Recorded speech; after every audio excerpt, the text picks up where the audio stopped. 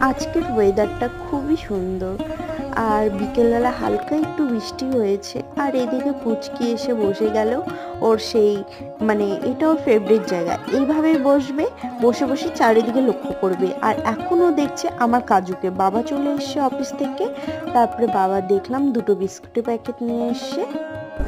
কিছু বলবা? কিছু বলবা? এখানে একটু টুকি, পুচকিকে আদর করলাম, তারপরে আমি পাস্তা বানাতে গেলাম, কারণ আমার বোন বলছিল যে দিদি অনেকদিন ধরে পাস্তা খাওয়া হয়নি, একটু পাস্তা বানিয়ে দে।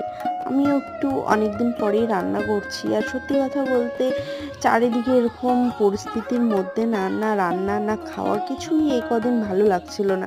জানি অনেকের কাছে হাস্যকর মনে হবে, বাট আমার কাছে না সত্যি ভালো লাগছিল না।